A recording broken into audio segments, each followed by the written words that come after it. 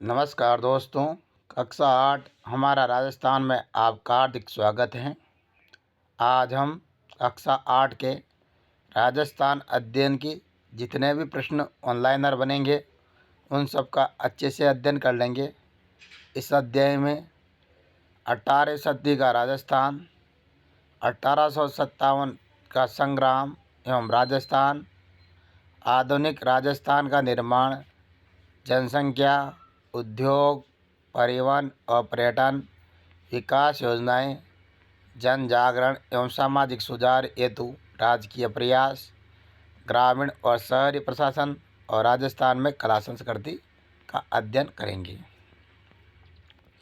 अध्याय 1, 18वीं सदी का राजस्थान। मराठा शक्ति को सर्वप्रथम संगठित करने वाले शासक थे। मराठा शक्ति को सर्वप्रथम शिवाजी महाराज ने संगठित किया था।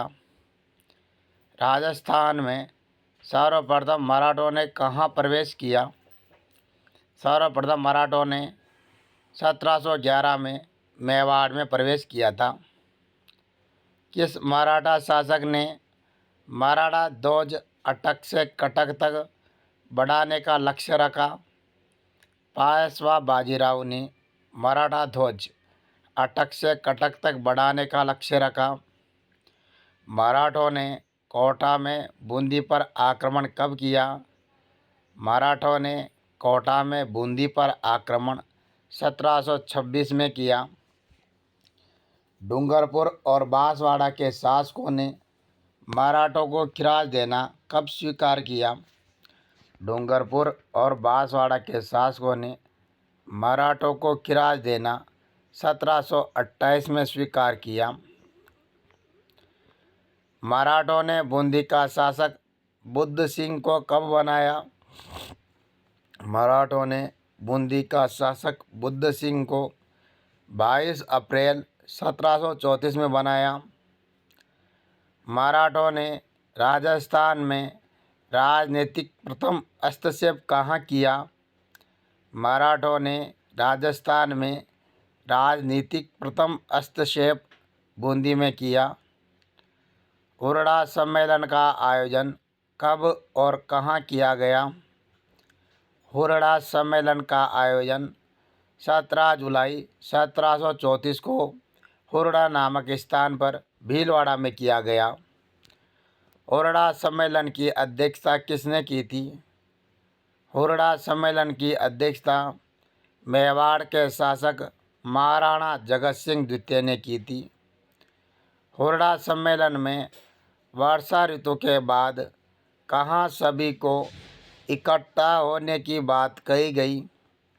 हुरड़ा सम्मेलन में वर्षा ऋतु के बाद रामपुरा में सभी को इकट्ठा होने की बात कही गई। किसकी उदासीनता और निर्णय में अस्पष्टता हुरड़ा सम्मेलन की रणनीति और को असफल बना दिया? आमेर पेशवा जयसिंह की उदासीनता और निर्णय में अस्पष्टता ने हुरड़ा सम्मेलन की रणनीति को असफल बना दिया था। पेशवा बाजीराव ने अपनी माता को राजस्थान में तीर्थ यात्रा पर कब भेजा? पेशवा बाजीराव ने अपनी माता को राजस्थान में तीर्थ यात्रा पर 1735 में भेजा। पेशवा बाजीराव की माता का नाम राधाबाई था। उदयपुर के महाराणा अमर सिंह द्वितीय की पुत्री चंद्र कुमारी का विवाह किसके साथ हुआ? उदयपुर के महाराणा अमर सिंह द्वितीय की पुत्री चंद्र कुमारी का विवाह जयपुर के सवाई जयसिंह के साथ 1708 में हुआ।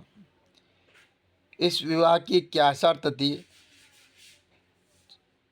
महाराणा अमर सिंह द्वितीय की पुत्री चंद्र कुमारी का विवाह जय सिंह के साथ हुआ। इस विवाह की शर्त थी कि चंद्र कुमारी से उत्पन्न पुत्र ही जयपुर के सिंहासन पर बैठेगा। सवाई जयसिंह का बड़ा पुत्र कौन था? सवाई जयसिंह का बड़ा पुत्र ईश्वरी सिंह था। मेवाड़ की राजकुमारी चंद्र कुमारी और सवाई जयसिंह से उत्पन्न पुत्र का नाम था। मेवाड़ की राजकुमारी चंद्र कुमारी और सवाई जयसिंह से उत्पन्न पुत्र का नाम माधो सिंह था।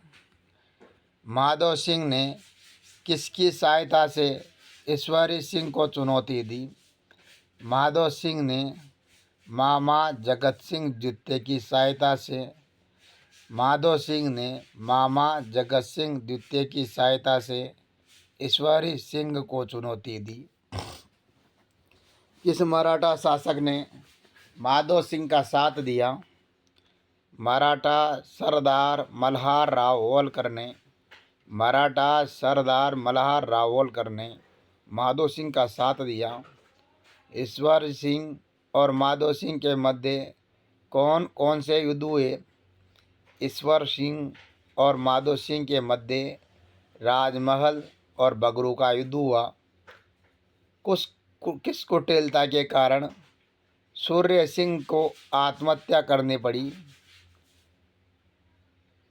हरदेव नाटाणी सेनापति हरदेव नाटाणी की कुटिलता के कारण सूर्य सिंह को आत्महत्या करनी पड़ी।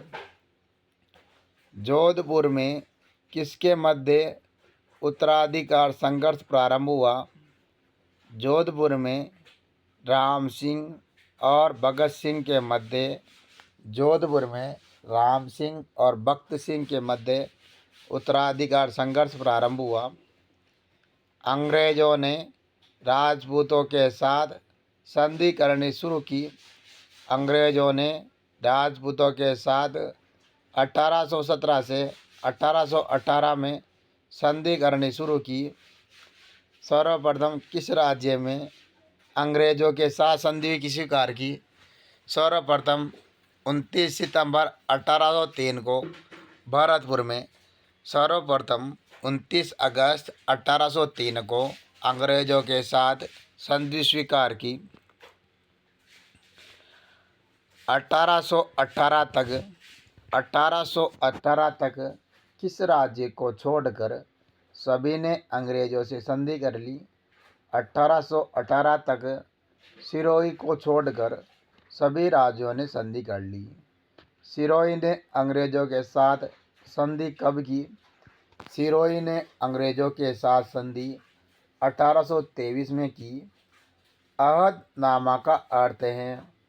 अहदनामा का अर्थ इकरारनामा या समझौता पत्र है। अध्याय 2 1857 का स्वतंत्रता संग्राम एवं राजस्थान। कंपनी ने आंतरिक शासन में हस्तक्षेप करते हुए जोधपुर पर अधिकार कब कर लिया? कंपनी ने आंतरिक शासन में हस्तक्षेप करते हुए 1839 में जोधपुर पर अधिकार कर लिया। मांगरोल का युद्ध हुआ। मांगरोल का युद्ध कोटा के महारावल और जालिम सिंह के मध्य हुआ। मांगरोल के युद्ध में जालिम सिंह की सहायता किसने की? मांगरोल के युद्ध में जालिम सिंह की सहायता अंग्रेजों ने की। बांसवाड़ा के महारावल लक्ष्मण सिंह को नाबालिग बताते हुए कब अंग्रेजों ने बांसवाड़ा पर अधिकार कर लिया? बांसवाड़ा के महारावल लक्ष्मण सिंह को नाबालिग बताते हुए 1844 में अंग्रेजों ने बांसवाड़ा पर अधिकार कर लिया। अंग्रेजों ने अलवर पर अधिकार कर अलवर को 2 भागों में कब विभाजित कर दिया? अंग्रेजों ने अलवर पर अधिकार कर अलवर को 2 भागों में 1826 में विभाजित कर दिया। किसने नसीराबाद की सैनिक छावनी को लूटा? डूंगजी, जारजी और लोठू जाट ने नसीराबाद की छावनी को लूटा। मेरवाड़ा बटालियन की स्थापना कब की गई? मेहरवाड़ा बटालियन की स्थापना 1822 में की गई। शेखावाटी ब्रिगेड की स्थापना कब की गई? शेखावाटी ब्रिगेड की स्थापना 1834 में की गई। जोधपुर लीजियन का गठन कब किया गया? जोधपुर लीजियन का गठन 1835 में किया गया। मेवाड़ भील कोर की स्थापना कब की गई? मेवाड़ भील कोर की स्थापना 1841 में की गई। कंपनी इन सभी बटालियन का रखरखाव से संबंधित खर्च किससे वसूला करते थे? कंपनी संबंधित राज्य से बटालियन का रखरखाव से संबंधित खर्च वसूला करते थे। भारत में 1857 की क्रांति की शुरुआत कहाँ हुई? भारत में 1857 की क्रांति की शुरुआत 10 मई 1857 को मेरठ में हुई। 1857 के समय मेवाड़ के पॉलिटिकल एजेंट थे। 1857 के समय मेवाड़ के पॉलिटिकल एजेंट मेजर सावर थे। 1857 के समय मारवाड़ के पॉलिटिकल एजेंट थे। मारवाड़ के पॉलिटिकल एजेंट मॉकमेसन थे। 1857 के समय जयपुर के पॉलिटिकल एजेंट थे। जयपुर के पॉलिटिकल एजेंट कर्नल ईडन थे। 1857 के समय राजस्थान के एजीजी कौन थे? राजस्थान के एजीजी जॉर्ज पैट्रिक लॉरेंस थे। 1857 की क्रांति के समय राजस्थान में कितनी सैनिक छावनी थी? 1857 की क्रांति के समय राजस्थान में 6 सैनिक छावनी थी। राजस्थान की सभी सैनिक छावनियों में भारतीय कितने सैनिक थे? राजस्थान की सभी सैनिक छावनियों में भारतीय 5000 सैनिक थे। मेरठ विद्रोह की सूचना लॉरेंस को कब मिली? मेरठ विद्रोह की सूचना लॉरेंस को 19 मई 1857 को माउंट आबू में नसीराबाद छावनी ने विद्रोह किया तब मिली। नसीराबाद छावनी मेरठ विद्रोह की सूचना लॉरेंस को 19 मई 1857 को माउंट आबू में मिला। नसीराबाद छावनी ने विद्रोह किया। नसीराबाद छावनी ने विद्रोह 28 मई 1857 को किया। नसीराबाद में किन अंग्रेज अधिकारियों की हत्या कर दी गई? नसीराबाद में मेजर स्कॉटिशवुड और न्यूबरी। नसीराबाद में मेजर स्कॉटिशवुड और न्यूबरी ने हत्या कर दी। नीमच में विद्रोह कब हुआ? नीमच में विद्रोह 3 जून 1857 को मोहम्मद अली बेग के नेतृत्व में हुआ। नीमच छावनी के कप्तान कौन थे? नीमच छावनी के कप्तान मैकडोनाल्ड। किसकी सहायता से मेजर सावर्स ने नीमच पर पूर्ण अधिकार कर लिया? कोटा, बूंदी तथा मेवाड़ की सहायता से मेजर सावर ने नीमच पर पूर्ण अधिकार कर लिया। एरनपुरा विद्रोह कब हुआ? एरनपुरा विद्रोह 21 अगस्त 1857 को हुआ। जोधपुर लीजियन में विद्रोह का आगाज किसके नेतृत्व में हुआ? जोधपुर लीजियन में विद्रोह का आगाज मोती खां, सूबेदार शीतल प्रसाद और तिलकराम के नेतृत्व में हुआ। बिठोड़ा पालिका युद्ध कब हुआ? बिठोड़ा पालिका युद्ध 8 सितंबर 1857 को कैप्टन इथकोट और जोधपुर के महाराजा सख्त सिंह की संयुक्त सेना और ठाकुर सिंह के मध्य हुआ। चेलावास का युद्ध हुआ। चेलावास का युद्ध 18 सितंबर। चेलावास का युद्ध 18 सितंबर 1857 को जोधपुर के पॉलिटिकल एजेंट मॉक मैसन और ठाकुर कुशाल सिंह के मध्य हुआ। किस अंग्रेज अधिकारी का सिर काटकर आवा के किले के दरवाजे पर लटका दिया गया? मॉक मैसन का सिर काटकर आवा के किले के दरवाजे पर लटका दिया गया। किसके नेतृत्व में आक्रमण कर जनवरी 1858 को आवा के किले पर अधिकार किया? ब्रिगेडियर होम्स के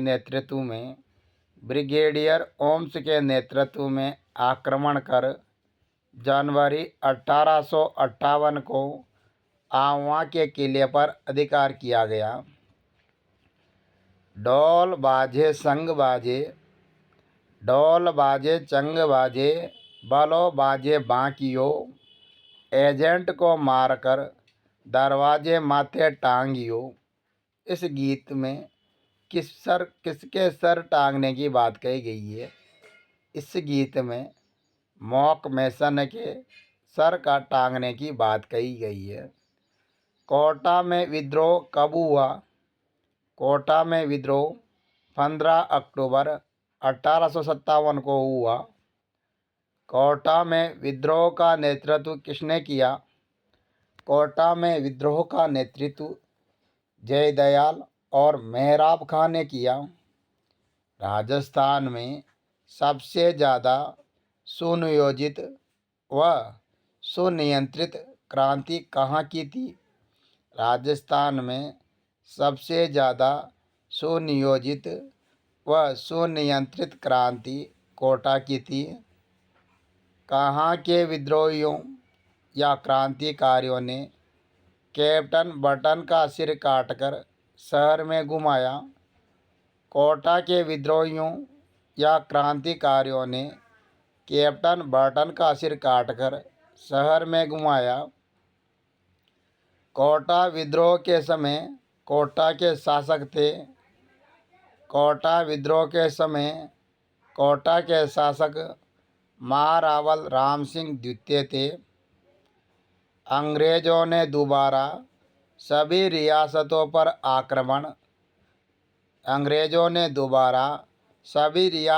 पर अपना नियंत्रण कब स्थापित कर लिया? अंग्रेजों ने दोबारा सभी रियासतों पर अपना नियंत्रण जून 1858 को स्थापित कर लिया। अध्याय 3 आधुनिक राजस्थान का निर्माण। राजस्थान के एकीकरण की चर्चा किसके आदेश के बाद प्रारंभ हुई? राजस्थान के एकीकरण की चर्चा 1939 में वाइस राय लिनलिथगो के नेतृत्व में प्रारंभ हुई। एकीकरण से पहले राजस्थान में केंद्र शासित प्रदेश था। एकीकरण से पहले राजस्थान में अजमेर मेरवाड़ा केंद्र शासित प्रदेश था। एकीकरण से पहले राजस्थान में 3 ठिकाने थे। एकीकरण से पहले राजस्थान में 3 ठिकाने कुशलगढ़, लावा और निमराना थे। एकीकरण का प्रथम प्रयास किस रियासत ने किया? एकीकरण का प्रथम प्रयास कोटा के शासक भीम सिंह ने किया। भीम सिंह के बाद किसने एकीकरण का प्रयास किया? भीम सिंह के बाद महाराणा मेवाड़ में 25 और 26 जून 1946 को एकीकरण का प्रयास किया। चरण राज्य का नाम, गठन की तारीख, एकीकरण की समेकित प्रक्रिया और मानचित्र के बारे में अध्ययन कर लेते हैं। एकीकरण का प्रथम चरण राज्य का नाम था। प्रथम चरण में मत्स्य संघ, इसका गठन 17 और 18 मार्च को 1948 को हुआ। एकीकरण की समेकित प्रक्रिया में प्रथम चरण में अलवर, धौलपुर, भरतपुर और करौली को मिलाकर मत्स्य संघ का निर्माण किया गया। अलवर इसकी राजधानी बना। धौलपुर के महाराजा उदयभान सिंह को राज प्रमुख व शोभाराम कुपावत को प्रधानमंत्री नियुक्त किया गया। एकीकरण के द्वितीय चरण का नाम पूर्व राजस्थान या राजस्थान संघ रखा गया। इसका निर्माण 25 मार्च 1948 को हुआ। इसमें बांसवाड़ा, कोटा, बूंदी, झालावाड़, टोंक, डूंगरपुर, प्रतापगढ़, किशनगढ़ व शाहपुरा रियासतों को तथा कुशलगढ़ व लावा ठिकानों को मिलाकर द्वितीय चरण पूर्ण हुआ। कोटा को राजधानी बनाया गया। कोटा के महाराव वीर सिंह राज प्रमुख व गोकुल लाल असावा को प्रधानमंत्री बनाया गया। एकीकरण के तृतीय चरण का नाम संयुक्त राजस्थान रखा गया। इसका निर्माण 18 अप्रैल 1948 को हुआ। इसमें संयुक्त राजस्थान में उदयपुर, मेवाड़ का विलय कर दिया गया। मेवाड़ के भूपाल सिंह को राज प्रमुख तथा माणिक्य लाल वर्मा को प्रधानमंत्री नियुक्त किया गया। पंडित जवाहरलाल नेहरू ने इस विलय का उद्घाटन किया। एकीकरण के चतुर्थ चरण का नाम वृहत राजस्थान दिया गया। इसका निर्माण 30 मार्च 1949 को हुआ। इसमें संयुक्त राजस्थान में जयपुर, जोधपुर, बीकानेर व जैसलमेर का विलय किया गया। राजस्थान का स्थापना दिवस 30 मार्च को भी मनाया गया, जो वर्तमान बनवारीलाल सरकार ने वर्ष प्रतिपदा के दिन चैत्र शुक्ल एकम को घोषित कर दिया है। जयपुर के मान सिंह द्वितीय राज प्रमुख और हीरालाल शास्त्री प्रधानमंत्री तथा महाराणा भूपाल सिंह महाराज प्रमुख नियुक्त हुए। सरदार वल्लभ भाई पटेल ने चतुर्थ चरण का वृहत राजस्थान का उद्घाटन किया। पंचम संयुक्त वृहत राजस्थान पंचम चरण का नाम रखा गया। इसका उद्घाटन 15 मई 1949 को हुआ। वृहत राजस्थान में मत्स्य संघ का निमराना ठिकाना सहित विलय पंचम चरण में हुआ। छठे चरण में राजस्थान का निर्माण पूर्ण हुआ। मतलब अधिकतर निर्माण पूर्ण हो गया, जिसमें 26 जनवरी 1950 को हुआ। इसका उद्घाटन छठे चरण का 26 जनवरी 1950 को हुआ।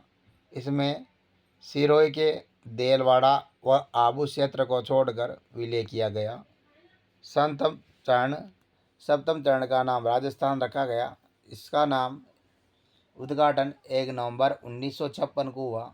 इसमें राजस्थान में आबू देलवाड़ा, अजमेर मेरवाड़ा व मंदसौर के सुनील टप्पा क्षेत्र का विलय किया गया तथा झालावाड़ का सिरोही क्षेत्र मध्य प्रदेश को सौंपा गया। राजस्थान की जनगणना एवं जनसंख्या अध्याय 4 राजस्थान की जनगणना का कार्य किया गया।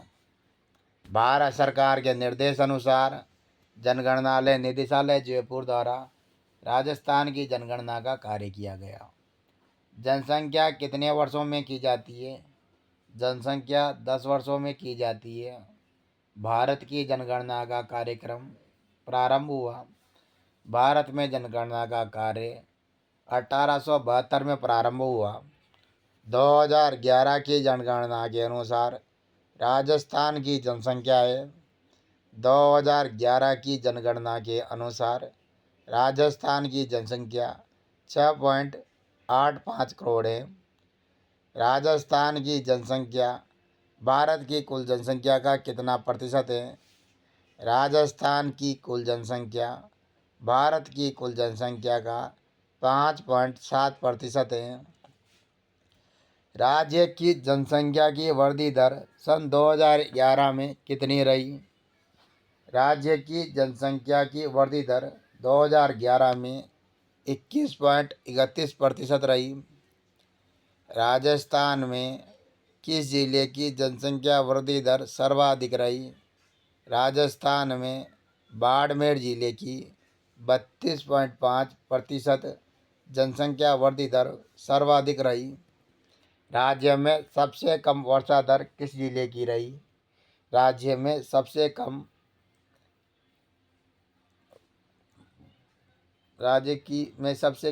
जनसंख्या वृद्धि दर गंगानगर की 10% रही। यहाँ वर्षा की जगह जनसंख्या वृद्धि दर। राज्य में सबसे कम जनसंख्या वृद्धि दर गंगानगर की 10% रही। राजस्थान का जनसंख्या घनत्व है। राजस्थान का जनसंख्या घनत्व 200 व्यक्ति प्रति वर्ग किलोमीटर है। सर्वाधिक जनसंख्या घनत्व है। सर्वाधिक जनसंख्या घनत्व जयपुर का 595 व्यक्ति प्रति वर्ग किलोमीटर है। सबसे कम जनसंख्या घनत्व जैसलमेर का 17 व्यक्ति प्रति वर्ग किलोमीटर है। राजस्थान की कुल जनसंख्या का कितना प्रतिशत जयपुर में निवास करता है? राजस्थान की कुल जनसंख्या का 10% जयपुर में निवास करता है। राजस्थान की कुल जनसंख्या का कितना प्रतिशत जैसलमेर में निवास करता है? राजस्थान की कुल जनसंख्या का 1% जैसलमेर में निवास करता है। पश्चिमी मरुस्थलीय प्रदेश जो राजस्थान का 61% भूभाग है, वहाँ कितना प्रतिशत जनसंख्या निवास करती है? पश्चिमी मरुस्थलीय प्रदेश जो राजस्थान का 61% भूभाग है, वहाँ 40% जनसंख्या निवास करती है। जनसंख्या वृद्धि दर, जनसंख्या प्रतिशत। राजस्थान की कुल जनसंख्या नक्शे में बताई गई है। पश्चिमी मरुस्थलीय प्रदेश का जनसंख्या घनत्व है। पश्चिमी मरुस्थलीय प्रदेश का जनसंख्या घनत्व 130 व्यक्ति प्रति वर्ग किलोमीटर है। पूर्वी मैदानी भाग जो राजस्थान का 20% है, में कितना प्रतिशत जनसंख्या निवास करती है? पूर्वी मैदानी भाग जो राजस्थान का 20% है, में 33% जनसंख्या निवास करती है। पूर्वी मैदानी भाग का जनसंख्या घनत्व कितना है? पूर्वी मैदानी भाग का जनसंख्या घनत्व 332 व्यक्ति प्रति वर्ग किलोमीटर है।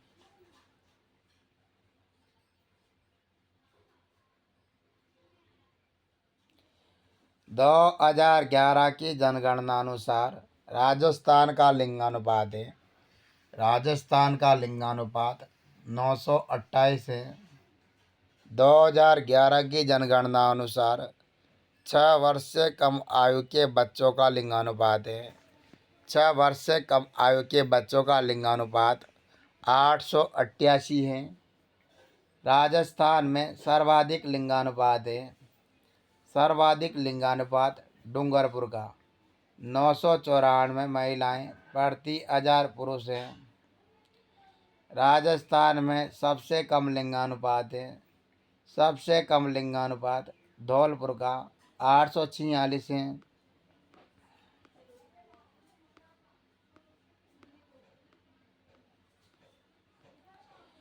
दो 2011 की जनगणना अनुसार राजस्थान की साक्षरता प्रतिशत है। राजस्थान की साक्षरता प्रतिशत 66.11% है। सर्वाधिक साक्षरता प्रतिशत किस जिले का है? सर्वाधिक साक्षरता प्रतिशत कोटा का 76.6% है। सबसे कम साक्षरता वाला जिला जालौर 52.12% है। सर्वाधिक पुरुष साक्षरता किस जिले की है? सर्वाधिक पुरुष साक्षरता झुंझुनू की है। सर्वाधिक महिला साक्षरता है, सर्वाधिक महिला साक्षरता कोटा की है। सबसे कम पुरुष साक्षरता है, सबसे कम पुरुष साक्षरता प्रतापगढ़ की है। सबसे कम महिला साक्षरता है, सबसे कम महिला साक्षरता जालौर की है।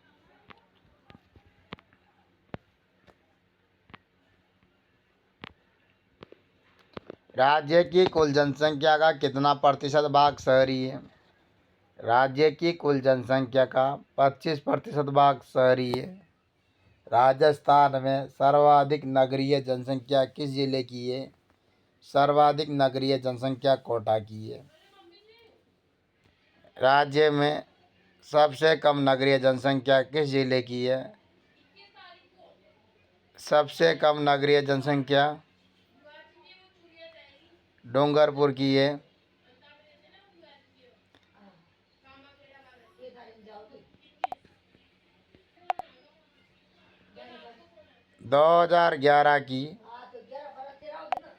2011 की जनगणना अनुसार राजस्थान की कुल जनसंख्या का कितना प्रतिशत अनुसूचित जनजाति है? राजस्थान की जनगणना के अनुसार अनुसूचित जनजाति का प्रतिशत 13.5% है। राजस्थान में कौन कौन सी जनजाति निवास करती है?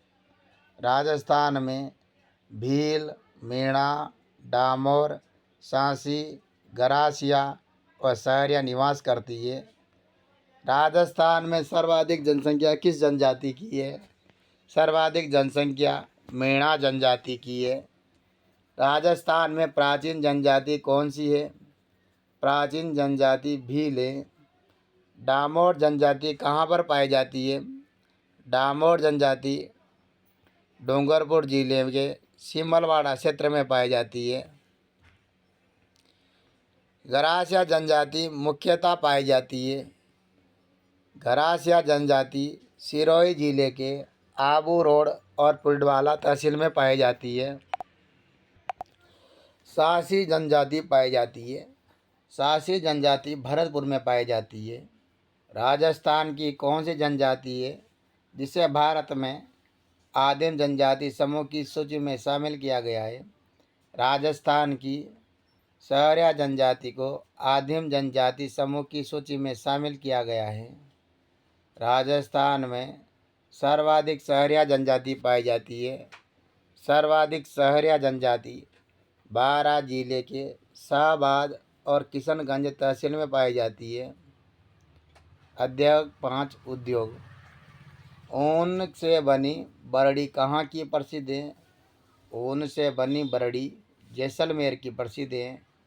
ऊन के कंबल कहाँ के प्रसिद्ध हैं? ऊन के कंबल बीकानेर के प्रसिद्ध हैं। जो तिलहन, बीज, मसाल, मोटे अनाज के उत्पादन में राजस्थान का स्थान है। जो तिलहन, बीज, मसाले, मोटे अनाज के उत्पादन में राजस्थान का प्रथम स्थान है। राजस्थान में देश का कितना प्रतिशत फास्फेट उत्पादन होता है? राजस्थान में देश का 90% फास्फेट उत्पादन होता है। तांबे से बने उद्योग से संबंधित जिले हैं। तांबे से बने उद्योग से संबंधित जिले झुंझुनू, उदयपुर, अलवर, सिरोही और बीकानेर हैं। सोने चांदी के आभूषण निर्माण के लिए प्रसिद्ध जिला है। सोने चांदी के आभूषण निर्माण के लिए प्रसिद्ध जिला जयपुर का है। संगमरमर के लिए प्रसिद्ध स्थान है। संगमरमर के लिए प्रसिद्ध स्थान राजसमंद, नागौर, उदयपुर, अजमेर और बांसवाड़ा का है। लाल पत्थर के लिए प्रसिद्ध जिला है। लाल पत्थर के लिए प्रसिद्ध जिला धौलपुर का है। पीले पत्थर के लिए प्रसिद्ध जिला है। पीले पत्थर के लिए प्रसिद्ध जिला जैसलमेर है। सूती वस्त्र की प्रथम मिल कहाँ और कब स्थापित की गई? सूती वस्त्र की प्रथम मिल ब्यावर में कृष्णा मिल्स लिमिटेड 1889 को स्थापित की गई। राजस्थान की वस्त्र नगरी या मैनचेस्टर कहा जाता है। राजस्थान की वस्त्र नगरी या मैनचेस्टर भीलवाड़ा को कहा जाता है। किन मिलों को मिलाकर राजस्थान राज्य सहकारी स्पिनिंग एवं जिनिंग मिल संघ की स्थापना की गई। हनुमानगढ़ की गंगापुर और गुलाबपुरा की भीलवाड़ी सहकारी वस्त्र मिल को मिलाकर राज्य सहकारी स्पिनिंग और जिनिंग मिल संघ की स्थापना की गई। राजस्थान राज्य सहकारी स्पिनिंग एवं जिनिंग मिल संघ को किस नाम से जाना जाता है? राजस्थान राज्य सहकारी स्पिनिंग और जिनिंग मिल को स्पिनफेड के नाम से जाना जाता है। सीमेंट उद्योग के लिए कच्चा माल है। सीमेंट उद्योग के लिए चूना पत्थर, जिप्सम और कोयला कच्चा माल है। राजस्थान में सीमेंट उद्योग के लिए किस कच्चे माल का सर्वाधिक उपलब्ध है? राजस्थान में सीमेंट उद्योग के लिए चूना पत्थर कच्चे माल का सर्वाधिक उपलब्ध है। राजस्थान में प्रथम सीमेंट उद्योग की स्थापना कहाँ की गई? प्रथम सीमेंट उद्योग की स्थापना लाखेरी बूंदी में की गई। सीमेंट उद्योग के लिए कौन सा जिला आदर्श जिला माना गया है? सीमेंट उद्योग के लिए चित्तौड़गढ़ आदर्श जिला माना गया है। बिरला सीमेंट वर्क्स कहाँ पर स्थित है? बिरला सीमेंट वर्क्स चित्तौड़गढ़ में है। जेके वाइट सीमेंट कहाँ पर स्थित है? जेके वाइट सीमेंट नागौर में है। श्री सीमेंट कहाँ पर स्थित है? श्री सीमेंट ब्यावर में है। जेके सीमेंट वर्क्स कहाँ स्थित है? जेके सीमेंट वर्क्स निम्बाहेड़ा में है। राजस्थान में प्रथम शक्कर मिल किस जिले में स्थापित की गई? राजस्थान में प्रथम शक्कर मिल चित्तौड़गढ़ में स्थापित की गई। राजस्थान की प्रथम शक्कर मिल किस नाम से स्थापित की गई? राजस्थान की प्रथम शक्कर मिल 1932 में the Mewar sugar mills Bhopal के नाम से स्थापित की गई। The Mewar sugar mills Bhopal Sagar क्षेत्र में स्थापित की गई। राजस्थान में प्रथम शक्कर मिल किस जिले में स्थापित की गई? प्रथम शक्कर मिल चित्तौड़गढ़ में स्थापित की गई।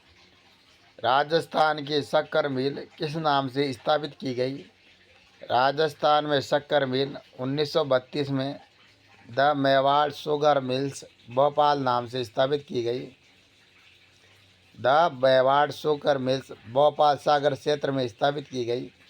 The Mewar sugar mills Bhopal Sagar निजी क्षेत्र में स्थापित की गई। राजस्थान में कहाँ कहाँ शुगर मिल्स हैं? राजस्थान में चित्तौड़गढ़, केशोरायपाटन और गंगानगर में शुगर मिल्स स्थापित थी। सेज का पूर्ण नाम क्या है?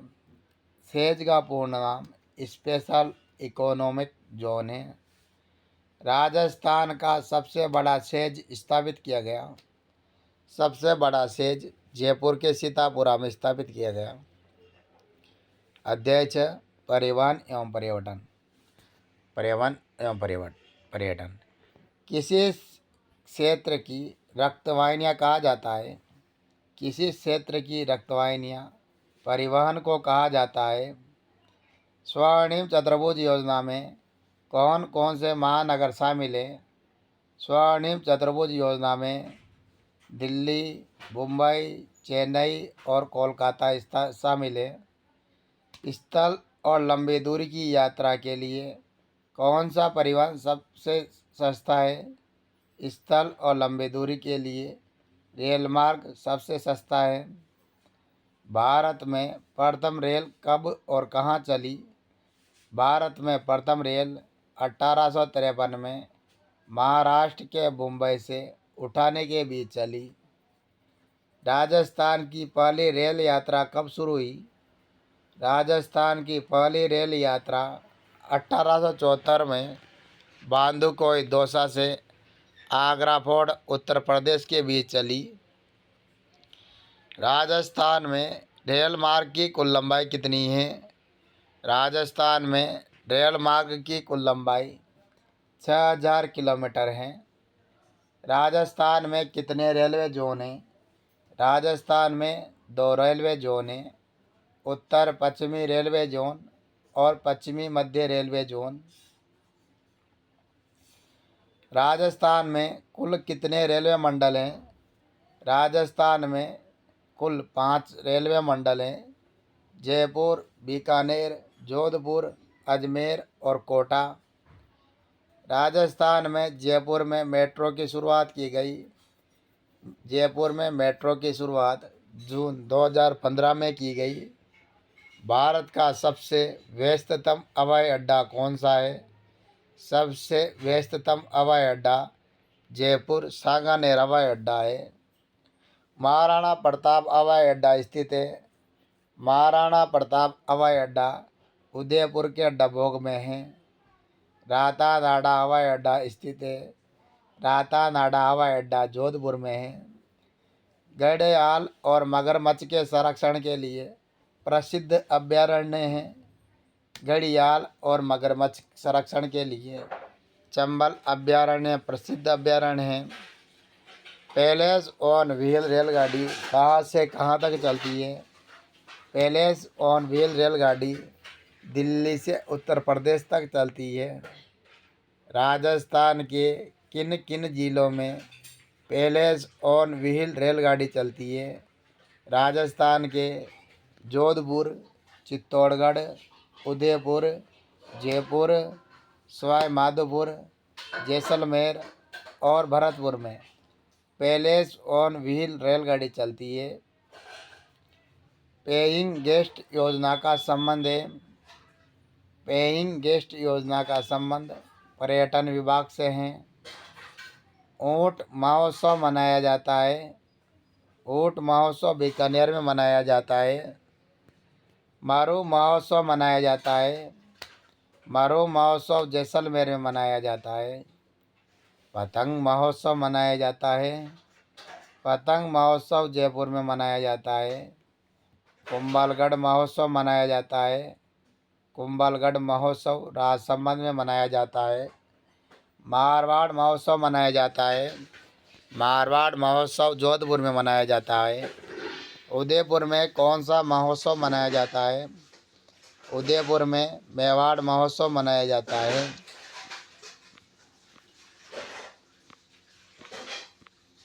अध्याय 7 विकास योजनाएं। क्रम संख्या, योजना या कार्यक्रम का नाम और मुख्य उद्देश्य। कृषि कल्याण कोष। कृषि कल्याण कोष का उद्देश्य किसानों को उत्पाद का उचित मूल्य प्रदान करना है। राष्ट्रीय खाद्य सुरक्षा मिशन। राष्ट्रीय खाद्य सुरक्षा मिशन का उद्देश्य गेहूं और दालों की उन्नत किस्मों का उत्पादन करवाना है। राष्ट्रीय कृषि विकास योजना। राष्ट्रीय कृषि विकास योजना का उद्देश्य कृषि और संबंधित क्षेत्रों में वृद्धि दर बढ़ाना है। प्रधानमंत्री कृषि सिंचाई योजना। प्रधानमंत्री कृषि सिंचाई योजना का उद्देश्य फसलों को उन्नत बनाने के लिए सिंचाई हेतु पानी उपलब्ध कराना है। प्रधानमंत्री फसल बीमा योजना। प्रधानमंत्री फसल बीमा योजना फसलों का बीमा करके किसानों को राहत देना है। राष्ट्रीय आयुष मिशन। राष्ट्रीय आयुष मिशन औषधीय पौधों की खेती को प्रोत्साहन तथा दवाओं के लिए कच्चे पदार्थों को उपलब्धता को सहज बनाना है। किसान कल्याण योजना किसानों की गुणवत्ता युक्त आहार पाने के लिए आर्थिक सहायता देना है। राजीव गांधी कृषक सहायता योजना। राजीव गांधी कृषक सहायता योजना कृषि व्यापार के लिए व्यापारियों, कृषि श्रमिकों एवं मजदूरों को वित्तीय सहायता उपलब्ध कराना है। भामाशाह रोजगार सृजन योजना। भामाशाह रोजगार सृजन योजना का उद्देश्य युवा शिक्षित बेरोजगार महिलाओं, अनुसूचित जाति, अनुसूचित जनजाति, दिव्यांग जनों को स्वरोजगार अवसर उपलब्ध कराना है। पंडित दीनदयाल उपाध्याय ग्रामीण कौशल योजना का उद्देश्य ग्रामीण युवाओं में कौशल विकास द्वारा गरीबी का निवारण करना है। मुख्यमंत्री युवा संबल योजना। मुख्यमंत्री युवा संबल योजना का उद्देश्य शिक्षित युवाओं को 2 वर्ष की अवधि के लिए बेरोजगारी भत्ता देना है। भामाशाह योजना। भामाशाह योजना का उद्देश्य वित्तीय एवं गैर वित्तीय लाभों को सीधे जरूरतमंदों तक पहुंचाना है। राजस्थान जननी सुरक्षा योजना। राजस्थान जननी शिशु सुरक्षा योजना का उद्देश्य मातृ एवं शिशु मातृ दर को कम करना है। आशा सहयोगिनी गर्भवती महिलाओं को सुरक्षित प्रसव, स्वास्थ्य की देखभाल, घर पर पोषण और पोषण सहायता सेवा उपलब्ध कराना है। राष्ट्रीय स्वास्थ्य मिशन। राष्ट्रीय स्वास्थ्य मिशन ग्रामीण एवं शहरी क्षेत्रों में स्वास्थ्य प्रणाली को मजबूत करते हुए न्याय संगत, सस्ती एवं गुणवत्ता युक्त स्वास्थ्य सेवाओं का सार्वभौम बनाना है। जननी एक्सप्रेस गर्भवती महिलाओं एवं नवजात शिशुओं को चिकित्सा संस्थानों को लाना एवं घर ले जाना जननी एक्सप्रेस का उद्देश्य है। आयुष्मान भारत। आयुष्मान भारत का उद्देश्य सरकारी एवं निजी अस्पतालों में सामाजिक एवं आर्थिक रूप से पिछड़ी जातियों को कैशलेस इलाज उपलब्ध कराना है। मुख्यमंत्री निःशुल्क दवा योजना एवं मुख्यमंत्री निःशुल्क जांच योजना। मुख्यमंत्री निःशुल्क दवा योजना एवं मुख्यमंत्री निःशुल्क जांच योजना का मुख्य उद्देश्य सर्वाधिक उपयोग में आने वाली दवा राज्य के सभी चिकित्सा संस्थानों में निःशुल्क उपलब्ध कराना एवं वहां बीमारियों की निःशुल्क जांच प्रदान करना है। बेटी बचाओ बेटी बढ़ाओ। बेटी बचाओ बेटी पढ़ाओ कार्यक्रम का उद्देश्य कन्या भ्रूण हत्या को रोकना और बालिका शिक्षा को प्रोत्साहन देना है। स्वावलंबन योजना। स्वावलंबन योजना का उद्देश्य गरीब महिलाओं, विधवा, परित्यक्ता और ग्रामीण महिलाओं के जीवन स्तर में सुधार करना है। साझा अभियान।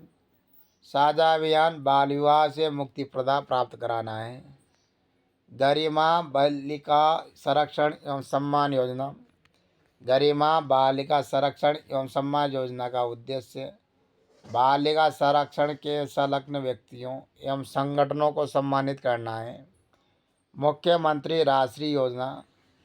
मुख्यमंत्री राष्ट्रीय योजना का उद्देश्य लड़कियों में शिक्षा एवं स्वास्थ्य की स्थिति में सुधार करना है। आयम शक्ति फंड। आयम शक्ति फंड का उद्देश्य महिला स्वयं सहायता समूहों को आर्थिक सहायता प्रदान कर महिलाओं को आत्मनिर्भर बनाना है। ग्रामीण विकास योजनाएं। मुख्यमंत्री आदर्श ग्राम पंचायत योजना। मुख्यमंत्री आदर्श ग्राम पंचायत योजना का उद्देश्य चयनित गांवों में कृषि, शिक्षा, स्वास्थ्य, पर्यावरण के साथ साथ लोकतांत्रिक मूल्यों का विकास करना है। स्वच्छ भारत अभियान। स्वच्छता हेतु देश को खुला शौच मुक्त बनाना, कचरे का संग्रहण एवं निस्तारण आदि करना स्वच्छ भारत अभियान का उद्देश्य है। भूजल अटल योजना। सामुदायिक सहयोग के माध्यम से भूजल प्रबंधन में सुधार लाना अटल भूजल योजना का उद्देश्य है। Special area development programme. Special area development programme विशेष क्षेत्रों जैसे मेवात, डांग, मगरा सीमांत क्षेत्रों का विकास करना है। मनरेगा। महात्मा गांधी राष्ट्रीय ग्रामीण रोजगार गारंटी योजना। मनरेगा का उद्देश्य ग्रामीण परिवारों को वर्ष में न्यूनतम 100 दिन तक रोजगार उपलब्ध कराना है। प्रधानमंत्री आवास योजना। प्रधानमंत्री आवास योजना का उद्देश्य ग्रामीण क्षेत्रों में पक्के मकान उपलब्ध कराना है। ग्रामीण गौरवपथ, ग्रामीण सड़कों को मेगा हाईवे से जोड़ना है। प्रधानमंत्री ग्राम सड़क योजना, ग्रामीण क्षेत्रों में सड़कों का विकास कराना प्रधानमंत्री ग्राम सड़क योजना का उद्देश्य है। अध्याय 8, जन जागरण एवं सामाजिक सुधार हेतु राजकीय प्रयास। भूदान आंदोलन की शुरुआत किसने की? भूदान आंदोलन की शुरुआत विनोबा भावे ने की। भूदान आंदोलन की शुरुआत कब और कहाँ से हुई? भूदान आंदोलन की शुरुआत 18 अप्रैल 1951 को तेलंगाना के तिरुचिरापल्ली में हुई। भूदान आंदोलन किससे संबंधित है? भूदान आंदोलन जमीनी स्वामित्व की विषमता दूर करने से संबंधित है। विनोबा भावे की अपील पर राजस्थान के किस जिले ने भूदान किया था? विनोबा भावे की अपील पर राजस्थान के नागौर जिले ने भूदान किया था। राज्य सरकार ने कौन सा अधिनियम पारित किया? राज्य सरकार ने ग्रामदान अधिनियम 1971 पारित किया। आज़ादी के समय राजस्थान में कितना प्रतिशत जनसंख्या कृषि पर निर्भर करती है? आज़ादी के समय राजस्थान की 75% जनसंख्या कृषि पर निर्भर करती थी। राजस्थान काश्तकारी अधिनियम लागू हुआ। राजस्थान काश्तकारी अधिनियम 1955 को लागू हुआ। राजस्थान भू राजस्व अधिनियम लागू हुआ। राजस्थान भू राजस्व अधिनियम 1956 को लागू हुआ। संविधान का अनुच्छेद 17 किससे संबंधित है? अनुच्छेद 17 छुआछूत से संबंधित है। अस्पृश्यता उन्मूलन के लिए भारत सरकार ने कौन सा अधिनियम पारित किया? अस्पृश्यता उन्मूलन के लिए भारत ने नागरिक अधिकार संरक्षण अधिनियम 1955 अधिनियम पारित किया। किसने कहा कि आप किसी राष्ट्र में महिला की स्थिति देखकर उस राष्ट्र की हालत बता सकते हैं? पंडित जवाहरलाल नेहरू ने कहा कि हम किसी राष्ट्र की महिला की स्थिति देखकर उस राष्ट्र की हालत बता सकते हैं। 1951 में महिला साक्षरता थी। 1951 में महिला साक्षरता 2.51% थी। 2011 के आंकड़ों के अनुसार राजस्थान की महिला साक्षरता है। राजस्थान की महिला साक्षरता 52.10% है। राजस्थान में महिला आयोग का गठन किया गया। राजस्थान में महिला आयोग का गठन 15 मई 1999 को हुआ। महिला आयोग में कुल सदस्य होते हैं। महिला आयोग में कुल 1+3 = 4 सदस्य होते हैं। महिला आयोग के अध्यक्ष का कार्यकाल होता है। महिला अध्यक्ष का कार्यकाल 3 वर्ष होता है। सबला योजना का पूर्ण रूप है। सबला योजना का पूर्ण रूप राजीव गांधी किशोरी सशक्तिकरण योजना है। सबला योजना में लाभार्थी होता है। सबला योजना में लाभार्थी 11 से 18 वर्ष की बालिका जो विद्यालय नहीं जाती है या जिन्होंने बीच में विद्यालय छोड़ दिया है वो बालिकाएं सबला योजना में लाभार्थी होती है। बेटी पढ़ाओ बेटी बचाओ योजना की शुरुआत की गई।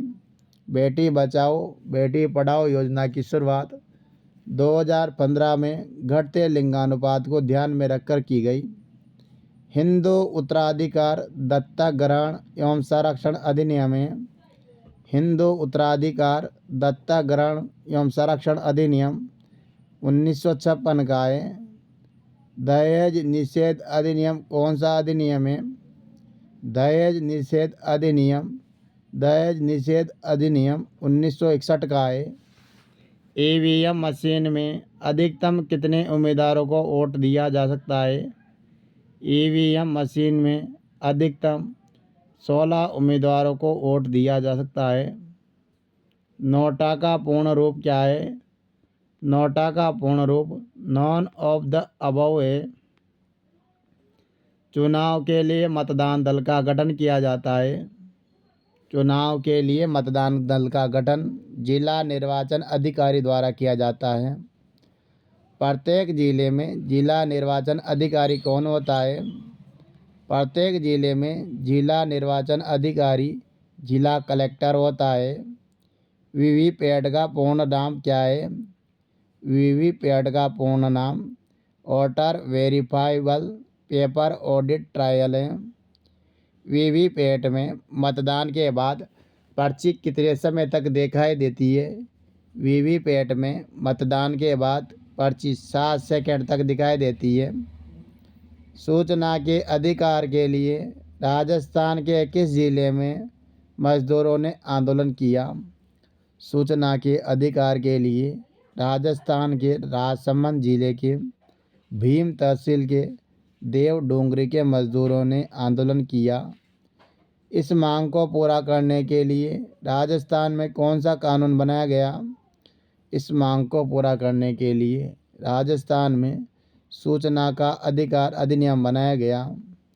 सूचना का अधिकार कानून कब बनाया गया? सूचना का अधिकार कानून 2000 में बना।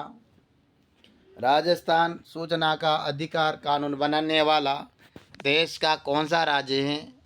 राजस्थान सूचना का अधिकार बनाने वाला देश का प्रथम राज्य है। भारत सरकार ने सूचना का अधिकार कानून के रूप में कौन सा कानून लागू किया?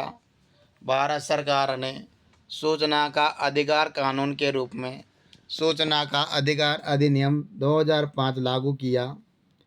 आरटीई 2009 के आधार पर राजस्थान में कौन सा कानून बनाया गया? आरटीई 2009 के आधार पर राजस्थान में राजस्थान निःशुल्क एवं अनिवार्य बाल शिक्षा अधिकार अधिनियम 2010 बनाया गया। राजस्थान निःशुल्क एवं अनिवार्य बाल शिक्षा अधिकार अधिनियम 2010 कब लागू हुआ? राजस्थान निःशुल्क एवं अनिवार्य बाल शिक्षा अधिकार अधिनियम 2010 1 अप्रैल 2011 से लागू हुआ। यह अधिनियम किस आयु के बच्चों पर लागू होता है? यह अधिनियम 6 से 14 वर्ष के बच्चों पर लागू होता है। यह अधिनियम किस कक्षा तक पढ़ाई के लिए लागू होता है? यह अधिनियम क्लास 1 से 8 की पढ़ाई के लिए लागू होता है। निजी स्कूलों में कमज़ोर एवं पिछड़े वर्ग के बच्चों के लिए आरटीई एक्ट के अधीन कितनी प्रतिशत सीटें आरक्षित हैं? निजी स्कूलों में कमज़ोर एवं पिछड़े वर्ग के बच्चों के लिए आरटीई एक्ट के अधीन 25% सीटें आरक्षित हैं। संयुक्त राष्ट्र की आम सभा द्वारा बाल अधिकार समझौते को कब पारित किया गया? संयुक्त राष्ट्र की आम सभा द्वारा बाल अधिकार समझौते को 20 नवंबर 1989 को पारित किया गया। भारत ने इस समझौते पर हस्ताक्षर कब किए? भारत ने 1992 में हस्ताक्षर किए। राजस्थान में चाइल्ड हेल्पलाइन नंबर कौन से हैं? राजस्थान में चाइल्ड हेल्पलाइन नंबर 1098 हैं। राजस्थान में जनसामान्य की समस्याओं को दर्ज करने के लिए कौन सा पोर्टल शुरू किया गया? राजस्थान में जनसामान्य की समस्याओं को दर्ज करने के लिए राजस्थान संपर्क पोर्टल घोषित किया गया। सिटीजन कॉल सेंटर का नंबर है सिटीजन कॉल सेंटर का नंबर 181 है। रैंसोमेयर क्या है? रैंसोमेयर एक कंप्यूटर वायरस है। मालवेयर क्या है? मालवेयर भी एक कंप्यूटर वायरस है। फिशिंग क्या है? फिशिंग एक तरह की ऑनलाइन ठगी है। स्पूकिंग क्या है? स्पूकिंग व्यक्तिगत जानकारी प्राप्त करके ठगी करना है। अगर किसी के साथ ऑनलाइन ठगी हो तो वह अपनी शिकायत कहाँ दर्ज कर सकता है? अगर किसी के साथ ऑनलाइन ठगी हो तो वह अपनी शिकायत national cyber crime report portal पर दर्ज करा सकता है। स्वीप का पूर्ण नाम क्या है? स्वीप का पूर्ण नाम systematic voters education and electoral participation programme है। ग्रामीण या शहरी प्रशासन की संविधान संशोधन पंचायती राज व्यवस्था को अपनाया गया। 73वें संविधान संशोधन 1993 में पंचायती राज व्यवस्था को अपनाया गया। 73वें संविधान संशोधन को किस अनुसूची में पंचायती राज व्यवस्था की त्रिस्तरीय ढांचे के बारे में बताया गया? 73वें संविधान संशोधन की 11वीं अनुसूची में पंचायती राज व्यवस्था की त्रिस्तरीय ढांचे के बारे में बताया गया। ग्राम पंचायत के अधीन कितने कार्य बताए गए हैं? ग्राम पंचायत के अधीन 29 कार्य बताए गए हैं। ग्राम पंचायत में कौन होता है? ग्राम पंचायत में सरपंच और ग्राम विकास अधिकारी होता है। पंचायत समिति में कौन होता है? पंचायत समिति में प्रधान और खंड विकास अधिकारी होता है। जिला परिषद में कौन होता है? जिला परिषद में जिला प्रमुख और मुख्य कार्यकारी अधिकारी होता है।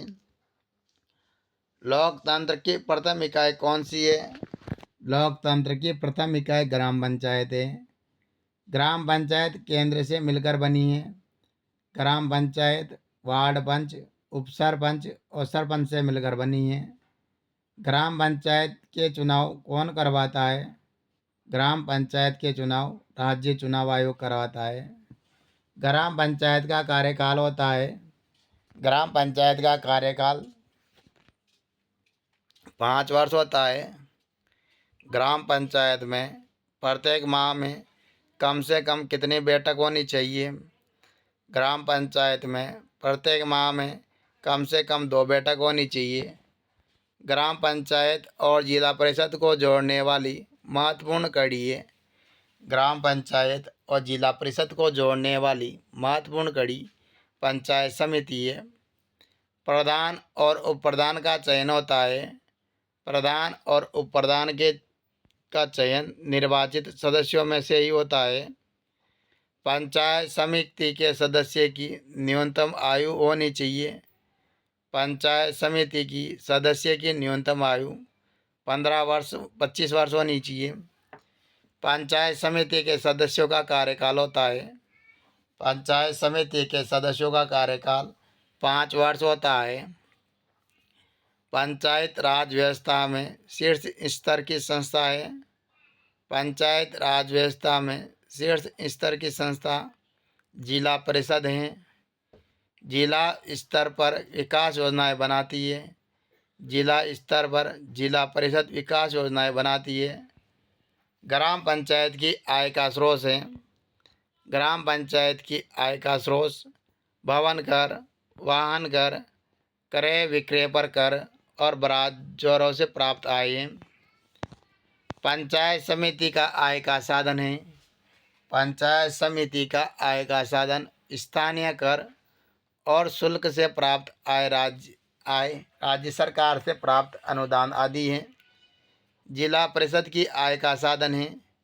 जिला परिषद की आय का साधन केंद्र और राज्य सरकार द्वारा प्राप्त अनुदान, पंचायत समिति से की गई वसूली, राजस्व का प्राप्त निश्चित हिस्सा है। ग्राम सभा की बैठक कब मनाई जाती है? ग्राम सभा की बैठक प्रत्येक 3 माह में एक बैठक बुलाई जाती है। ग्राम सभा की बैठक किस तारीख को होती है? ग्राम सभा की बैठक 26 जनवरी, 1 मई, 15 अगस्त और 2 अक्टूबर को होती है। ग्राम न्यायालय एक्ट कब पारित हुआ? ग्राम न्यायालय एक्ट 2008 में पारित हुआ। राजस्थान में पहला ग्राम न्यायालय स्थापित किया गया। राजस्थान में पहला ग्राम न्यायालय जयपुर के बस्सी में स्थापित किया गया। नगर निगम के लिए क्या नियम है? नगर निगम के लिए नियम है, यहाँ 5 लाख से ज़्यादा जनसंख्या और सालाना 1 करोड़ से ज़्यादा आय हो नगर निगम बनाया जाता है। जहाँ की जनसंख्या 1 लाख से ज़्यादा और 5 लाख से कम होती है बनाया जाता है। जहाँ की जनसंख्या 1 लाख से ज़्यादा और 5 लाख से कम होती है नगर परिषद बनाई जाती है। जहाँ जनसंख्या 15,000 से ज़्यादा और 1 लाख तक होती है बनाया जाता है। जहाँ जनसंख्या 15,000 से ज़्यादा और 1 लाख तक होती है नगर पालिका बनाई जाती है। नगर निगम का अध्यक्ष कहलाता है। नगर निगम का अध्यक्ष महापौर कहलाता है। नगर परिषद का अध्यक्ष कहलाता है। नगर परिषद का अध्यक्ष सभापति कहलाता है। नगर पालिका का अध्यक्ष कहलाता है। नगर पालिका का अध्यक्ष नगर पालिका अध्यक्ष कहलाता है। किस संविधान संशोधन में महिलाओं के लिए 1/3 सीटें आरक्षित की गई? 74वें संविधान संशोधन में महिलाओं के लिए 1/3 सीटें आरक्षित की गई। अध्याय 10 राजस्थान में कला एवं संस्कृति। बूंदी दुर्ग का निर्माण किसने करवाया? बूंदी दुर्ग का निर्माण राव भर सिंह ने 1354 में करवाया। किस दुर्ग में छत्रसाल महल, यंत्रशाला और अनुरोध महल बना हुआ है? छत्रसाल महल, यंत्रशाला और अनुरोध महल बूंदी दुर्ग में है। लोहागढ़ दुर्ग का निर्माण करवाया था। लोहागढ़ दुर्ग का निर्माण सूरजमल ने करवाया था। किस दुर्ग को मिट्टी का दुर्ग कहा जाता है? लोहागढ़ दुर्ग को मिट्टी का दुर्ग कहा जाता है। त्रिनेत्र गणेश मंदिर किस दुर्ग में स्थित है? त्रिनेत्र गणेश मंदिर रणथंभौर दुर्ग में है।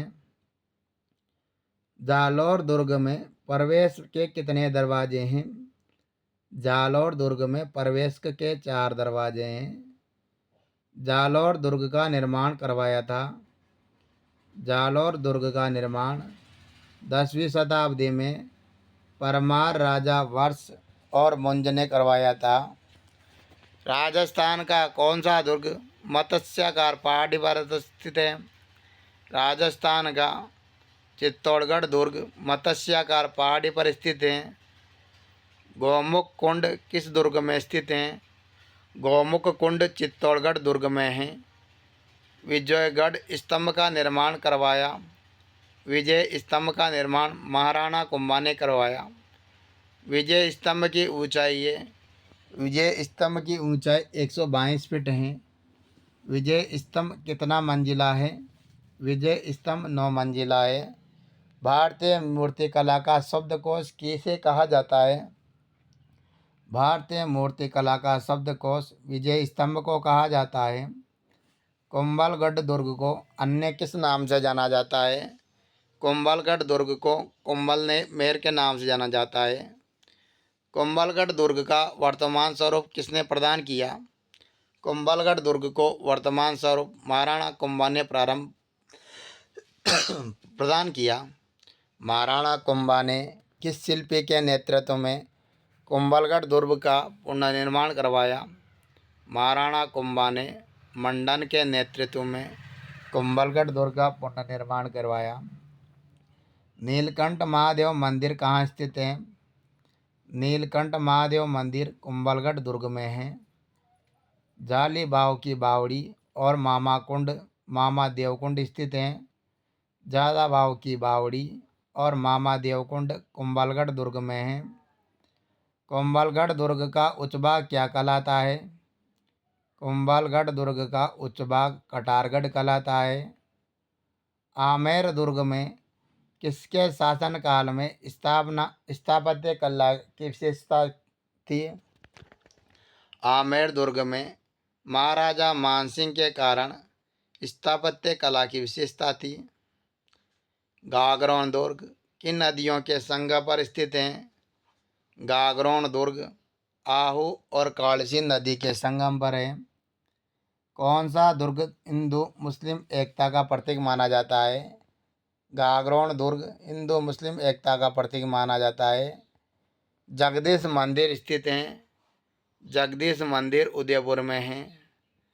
सहस्त्रबाहु का मंदिर स्थित है। सहस्त्रबाहु का मंदिर नागदा उदयपुर में है। अंबिका माता मंदिर स्थित है। अंबिका माता मंदिर जगत उदयपुर में है। श्रीनाथ जी का मंदिर स्थित है। श्रीनाथ जी का मंदिर नाथ द्वारा राजसमंद में है। श्री एकलिंग जी का मंदिर स्थित है। श्री एकलिंग जी का मंदिर उदयपुर में है। ऋषभ देव का जैन मंदिर स्थित है। ऋषभ देव का जैन मंदिर उदयपुर में है। श्री चारभुजा नाथ मंदिर स्थित है। श्री चारभुजा नाथ मंदिर गढ़बोर राजसमंद में है। देलवाड़ा जैन मंदिर स्थित है। देलवाड़ा जैन मंदिर आबू पर्वत सिरोही पर स्थित है। रणकपुर जैन मंदिर स्थित है। रणकपुर जैन मंदिर पाली में है। किराड़ू के मंदिर स्थित हैं। किराड़ू के मंदिर बाड़मेर में हैं। औसिया के मंदिर स्थित हैं। औसिया के मंदिर जोधपुर में हैं। बारडोली के मंदिर स्थित हैं। बारडोली के मंदिर रावतबाटा में हैं। भिंड देवरा शिव मंदिर स्थित हैं। भिंड देवरा शिव मंदिर बारा में है। कंसवा मंदिर स्थित हैं। कंसवा मंदिर कोटा में है। कमलेश्वर महादेव मंदिर स्थित है। कमलेश्वर महादेव मंदिर बूंदी में है। सूर्य मंदिर स्थित है। सूर्य मंदिर झालरापाटन में है। मिट्टी की फड़ कहाँ बनाई जाती है? मिट्टी की फड़ मोलेरा राजसमंद जिले में बनाई जाती है। ऐसे दोस्तों, कक्षा 8 राजस्थान, हमारा राजस्थान कक्षा का संपूर्ण निचोड़। आपके अगर कक्षा 8 से कोई प्रश्न बनता है तो इस वीडियो से निश्चित रूप से मिल जाएगा। आप आश्वस्त रहें। आपकी अपनी अपेक्षाएं हैं, आपकी अपेक्षाएं पूर्ण हों। प्रत्येक बच्चा चाहता है हमें जो मिल जाए।